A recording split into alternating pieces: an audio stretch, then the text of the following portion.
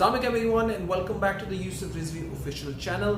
और मुझसे किसी ने पूछा कि what do you do when stocks गिर रहे हो या मार्केट गिर रही हो, तो मैंने कहा कि मैंने उसके लिए एक नई चीज़ सोची हुई है और मैंने वो चीज़ खरीदता हूँ और वो है stress ball.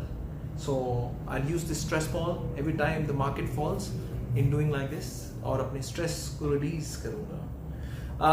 Now coming back to a lot of questions, एक मेरे बड़े avid viewer जो हैं, उन्होंने मुझसे क्वेश्चन पूछा था कि I should talk about ETFs.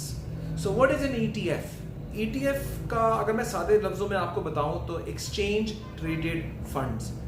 Basically जो जब पाकिस्तान स्टॉक एक्सचेंज में एक्टिविटी बढ़ाना चाह रहे थे और उन्होंने कहा कि यूजुअली अगर आप म्यूचुअल फंड्स के पास जाते हैं, अपने पैसे को इन्वेस्ट करते हैं, वो आपका पैसा लेके डिफरेंट सेक्टर्स में इन्वेस्ट करते हैं। और एक म्यूचुअल फंड का काम ही है, वो हर चीज़ का एक आपके लिए एक फंड बना देंगे। Energy fund, Islamic fund, Islamic equities fund, Islamic income fund, महाना इनकम फंड, मतलब anything that you like to place your money in, और जिसमें आप अपना पैसा डालेंगे वो उसके मुताबिक फंड्स होंगे।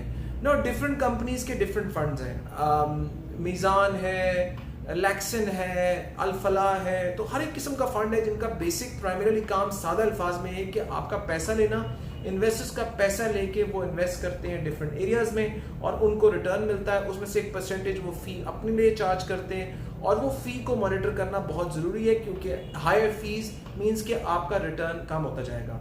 तो if you investing in the long run, तो लोग जो मार्केट की अप्स एंड डाउन्स को वरी नहीं कर सकते, वो इतना बुक्स पढ़ नहीं सकते, तो वो क्या कहते हैं, एक पढ़े लिखे बंदे को या पढ़ाए लिखे फंड की मैनेजमेंट को ये अलाउ करते हैं कि वो अपना पैसा उसमें इन्वेस्ट करते रहें और उससे वो आपको रिटर्न देते रहें over a period of time.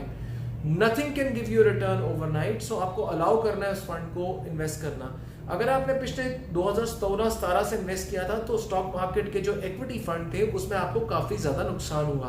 क्योंकि मार्केट गिर रही थी, तो यू हैव टू सी कि एक फंड की एलोकेशन क्या है, वो पैसा लगाएगा ना, और उसी के हिसाब से आपकी रिस्क की प्रोफाइल बनेगी। मीन्स के अगर आपके पास एक फंड है जिसने कहा कि वो इक्विटी फंड है, इक्विटी फंड का मतलब है उसका मेजर पोर्शन थोड़ा बहुत उन्होंने कैश रखा हुआ होगा, प्राइमरीली उन्होंने पैसा आपका स्टॉक मार्केट में ही लगाया हुआ है। अब वो पैसा आप लगा लें या वो पैसा वो लगा लें, आप अगर जज करते हैं कि वो लगाएं तो आप उस एक्सचेंज के आप उस फंड के लिए अपने फंड को सपोर्ट करने के लिए आप उसको पैसे देते हैं और वो आगे वो शेयर्स खरीद लेता है एक प्रोपोर्शनैलिटी के साथ। डिफरेंट, मैंने आपको इससे बताया कि डिफरेंट फंड्स डिफरेंट बाइंग करते हैं, डिफरेंट की अप्रोच डिफरेंट है। म्यूचुअली फंड्स जो होते हैं यूजुअली ज़्यादा लिक्विड इनमें स्टॉक्स में जाते हैं क्योंकि उनसे एंट्री और एग्जिट करना उनके लिए आसान होता है। In comparatively you and I as a small stock investor can go into shares जिसमें ट्रेडिंग कम भी हो तो हम एंटर हो सकते हैं क्योंकि हमारा अमाउंट ऑफ मनी जो हम इन्वेस्ट कर रहे हैं वो निस्बतन कम है।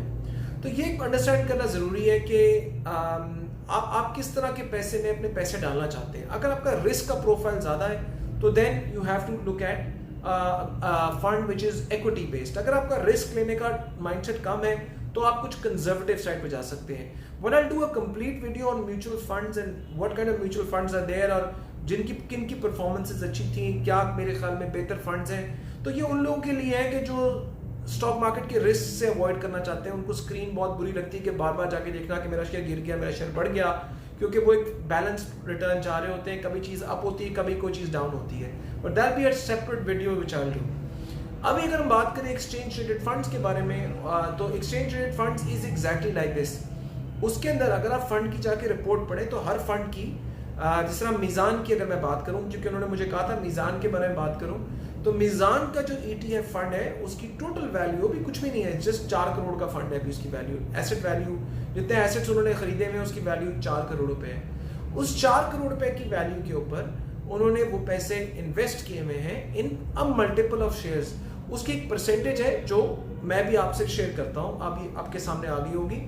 उसमें उन्होंने एलोकेशंस दी हुई है कि यार, और वो fund primarily calls the Pakistan Meezan fund, जिसमें इन्होंने अराउंड 10 बड़े स्टॉक्स के अंदर अपनी इन्वेस्टमेंट करती है और हर 6 महीने के बाद वो एवेल्युएट करते हैं कि ये स्टॉक ऊपर है, ये नीचे है, किसको बेचना है, किसको एनुअली मतलब अपना एक तरह की री एवेल्युएट करते हैं, किसको बेच देना है, किसको ऐड कर देना है, और ये विल हैपन।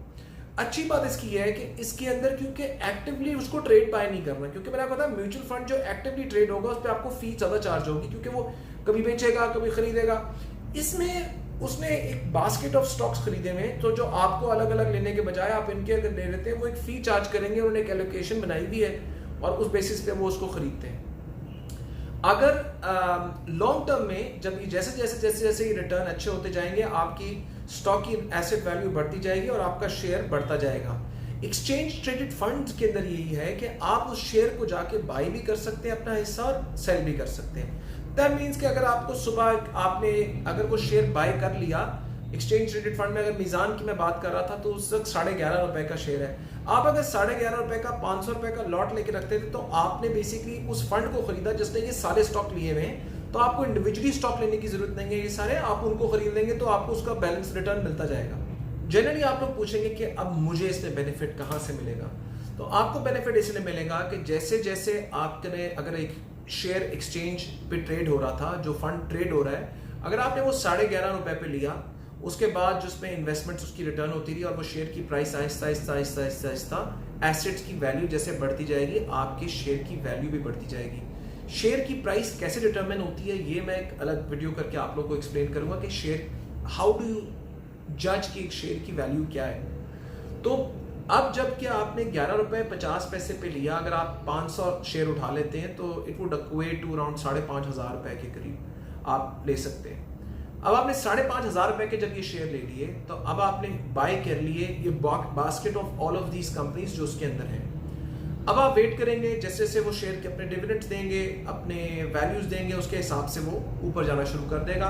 मोस्टली अगर वो पैसा आपको डिविडेंड वापस करना चाहते हैं तो आपको डिविडेंड वापस दे देंगे, वरना जो शेयर की अप्रिसिएशन की वजह से एसेट की वैल्यू बढ़ जाएगी और उसके हिसाब से आपकी शेयर की वैल्यू बढ़ जाएगी और आपको जब चाहे आप मार्केट में जाके अगले दिन अगर आप 1 साल उसको होल्ड करते हैं और आपकी टोटल एसेट्स जो आपने शेयर खरीदे हुए थे उनकी सबकी वैल्यू बढ़ जाती है, उसमें डिविडेंड भी डल जाता है और वो कल 12-13 रुपए के हो जाते हैं, तो आपके पास चॉइस है, आप सुबह जाएं वो अपने 500 शेयर 13 रुपए के ऊपर बेचें, अपने पैसे जेब में निकालें और चले जाएं।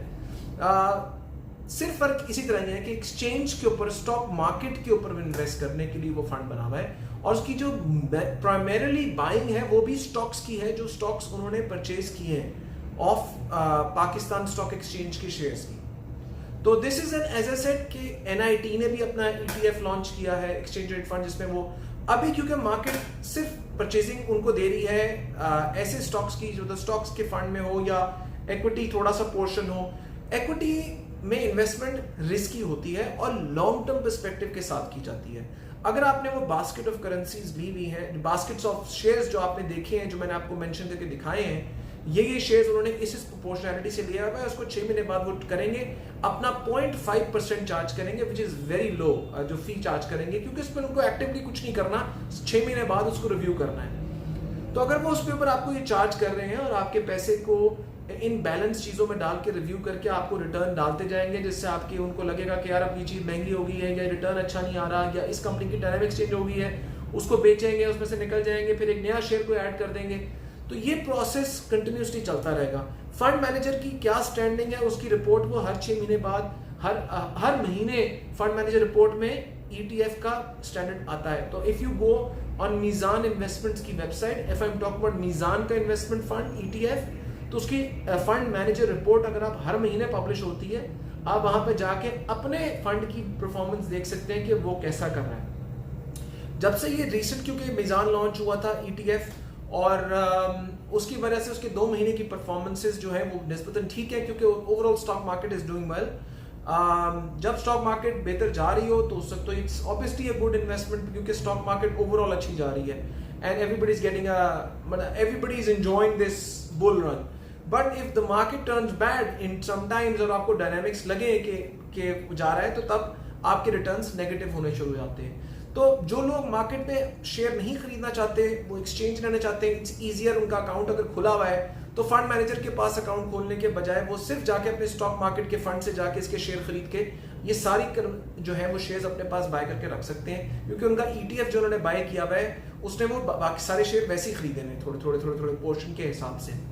तो that is completely your call. If you are a bit risk averse और आप स्टॉक मार्केट में इन्वेस्ट भी करना चाहते हैं तो एक सेफ तरीका यह है कि आप ETF एक बाय कर लें. सबका कंबाइन रिजल्ट, कोई अच्छा करेगा कोई बुरा करेगा, एवरेज रिजल्ट आपका अच्छा आएगा. इनके डिविडेंड भी पूल इन होते जाएंगे और आपको एक बैलेंस पोर्टफोलियो के हिसाब से रिटर्न मिलता रहेगा.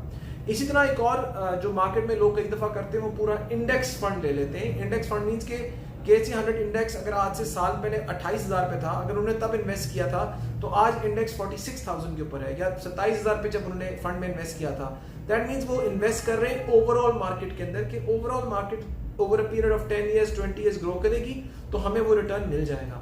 क्योंकि पाकिस्तान ग्रो करेगा, पाकिस्तान की आवाम ग्रो करेगी, यहाँ पॉपुलेशन बढ़ेगी, पॉपुलेशन बढ़ने की वजह से कंजम्पशन बढ़ेगी, कंपनी के प्रॉफिट्स बढ़ेंगे और इंडेक्स की वैल्यू बढ़ती जाएगी over a period of time.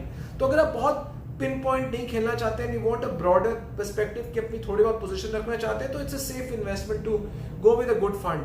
There are lot of funds right now ETF में. NIT है, लोगों ने बहुत NIT में इन्वेस्ट किया एंड हैविंग उनको अच्छे रिटर्न्स मिले over a period of time.